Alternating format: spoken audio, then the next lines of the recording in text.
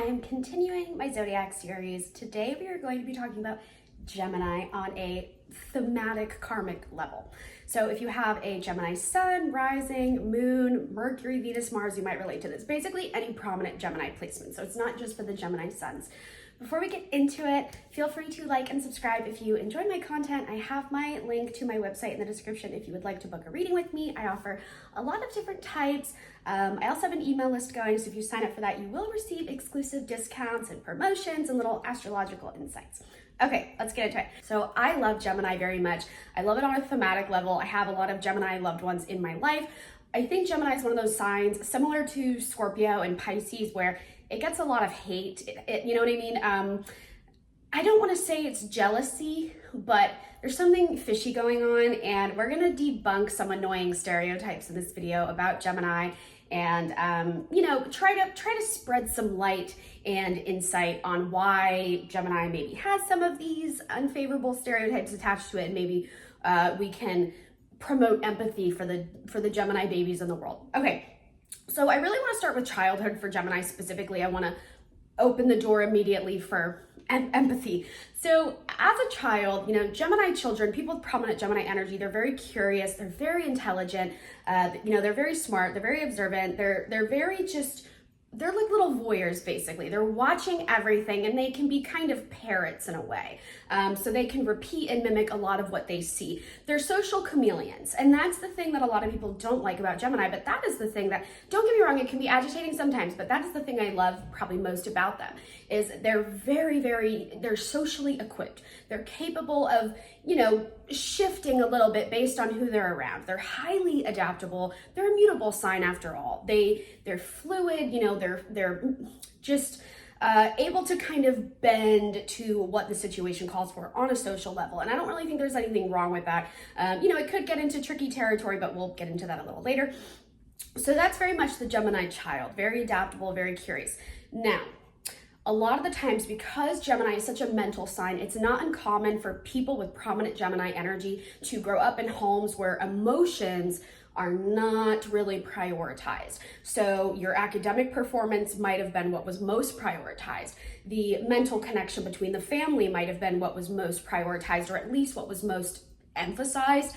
Even if that mental connection is lapsed, it's not uncommon to that, on that note, for Gemini children or people with prominent Gemini energy to grow up in a home where everybody in the home is doing their own thing. There's not much connection. It might be that you walk downstairs and mom is making breakfast maybe, and it's hi, did you brush your teeth? Did you do your homework last night? Yeah. Okay, here's your breakfast and here's your lunch for later. Bye, I'm off to work. Not really any I love yous, not really any hugs. The home life might have lacked affection.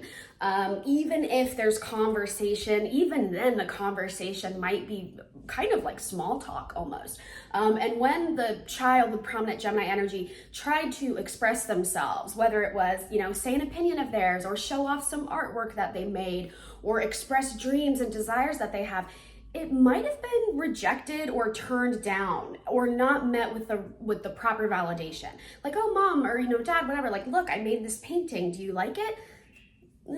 It's fine. Okay. Yeah, very nice. Very nice. You know what I mean? Almost patronizing in a way. So that's really common. And in extreme cases, they can grow up in an environment and in a community where the elders kind of brush them off, or in some cases even feel kind of intimidated by the accelerated development of the Gemini influenced child. So for example, it's not uncommon for people with prominent Gemini energy to grow up in a school environment where there is a teacher who is on them in an unfavorable way, always criticizing them, giving them unfair grades, treating them very unfairly against their peers. So that's another way that kind of lack of affection or validation can manifest too, is in the school environment. Why in the school? Because Gemini is a very smart sign. It deals in the local community, and similar to Sagittarius, which is its sister sign, it also has a lot to do with education because of how smart it is. So the school can be a very difficult place for prominent Gemini children. This doesn't mean they're not smart. They're very smart and they can still excel academically, but there might be some teachers that, you know, just have like problems with them. And, you know, you have to understand, like, this is an adult having issue with a child. Who are you going to look at in that scenario as the one that maybe is the actual problem? Because it ain't going to be the child. The child's going to do what a child does. It's usually the teacher, right? It's usually the adult in the situation. So anyway, long story short, Gemini children can grow up in an environment, they can have a childhood where they are not always validated. They are not really emotionally tended to. That is why, especially with like the Gemini moon children on an emotional level, they are basket cases. They don't know how to deal with their emotions. They don't know how to process their feelings. People with prominent Gemini energy, they struggle on an emotional level. They don't like to sit in their emotions. They don't like to feel their emotions. You'd have to have a lot of other stuff going on in your chart to kind of negate that. But for the most part, people with prominent Gemini energy, they're thinkers. They're not really feelers. Now, this doesn't mean they don't have emotions. They definitely do. Trust me, they can be very moody as well. But everything to them is like something that hits their brain first and then it plunges down into their emotions. It's not, you know, they don't really operate based on their feelers, their emotional feelers per se. Everything is very mental and it goes through their brain. Think of it as like a machine, like it goes down the conveyor belt of their mind and then the mind shuffles it into, you know, favorable, unfavorable, whatever. So in childhood, and it's also not uncommon too, because Gemini has this reputation for being a liar, which is not true. I mean, look, anyone can be a liar, but it's not uncommon for a Gemini child to have undergone a bad experience, and when they try to communicate it or tell a trusted adult, it's met with, oh, that didn't happen, you're a liar. You know what I mean? So the child might have underwent a very unfavorable situation involving another adult or another, you know, a peer, whatever the case may be, and the adults in their life refute their claim.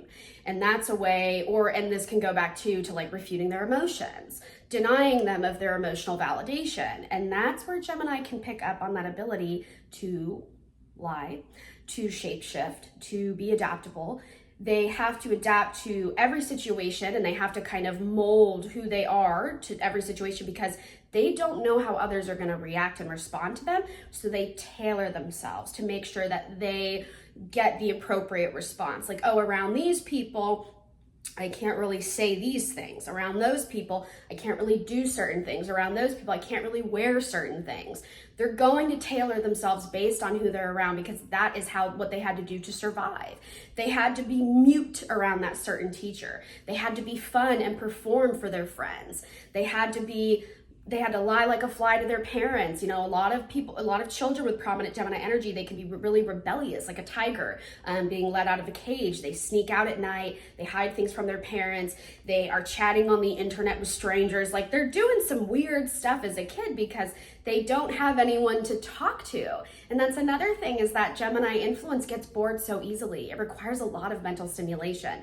And the worst thing in the world for a Gemini is boredom. That is what leads to some of those really unfavorable Gemini antics, addiction, you know.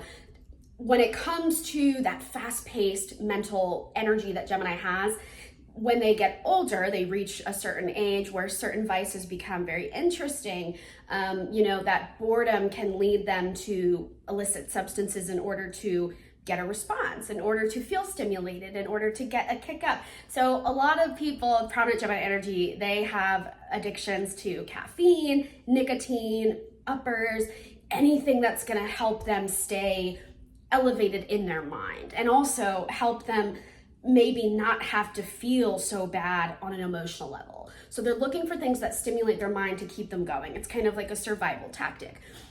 And that said, a lot of Gemini people have like not the best sleep schedules. Some of them just do not even sleep that much. Like these are the people in the zodiac where they can get like 5 hours of sleep at night and somehow they're still functioning the next day. Sleep to them is like, sleep is for the weak. Like I'll sleep when I'm dead. That's very much like a Gemini motto. You'd have to have other things going on in the chart to maybe negate that, like maybe a lot of excess Taurus energy or something. But for the most part, Gemini can just like run on caffeine and call it a day. Now, I want to get back to that adaptability part. So another reason why Gemini is so adaptable is because they are so multi-talented. Gemini is born with natural social skills. They are born with natural abilities to be creative. Like they're extremely creative for as much as they are intelligent. I mean, creativity and intelligence kind of go hand in hand. But these people are just playful. They are fun. They're imaginative. Hanging out with someone who has prominent Gemini energy is like, it's such a fun experience because you never really know what they're gonna say. There is still an unpredictable element to them, but these are people that you can like hash out your business plans with.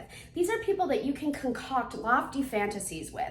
These are people that are down to try new things and you know, engage in new experiences. These are people that love to travel. These are people that even love to just travel within their, like in their local community, you know, like finding new spots, finding, you know, restaurants they've never been to. Like these are the seekers and these are the searchers, similar to Sag.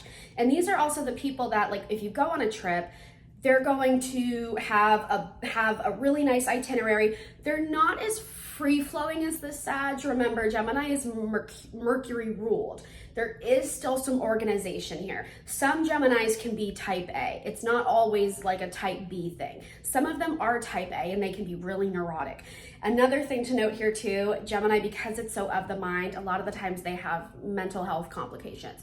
Again, astrology, it's not a substitute for medical advice. As always, you need to seek out a medical professional, but these are trends and patterns I've personally noticed. People with prominent Gemini energy, they tend to have mental complications. Depending on where this Gemini is in your chart, this could note depression. Like it's not just anxiety for Geminis. It can be depression. It can be bipolar disorder, really intense mood swings, anxiety, of course, including social anxiety, which I know sounds kind of hypocritical, or not hypocritical, but like kind of like a paradox, because at the end of the day, Gemini is very sociable. They are very talkative, but sometimes when they're, again, this is that adaptability to them. They can sometimes be more shy around certain people. So sometimes you have the more reserved Gemini, where when they're with people they don't trust, they're more muted. And then when they finally trust you, they are insane, like full-fledged chaos. So usually they have some mental health concerns, and that's also in part because on an emotional level, they are just not in tune. I'm sorry, they're just not.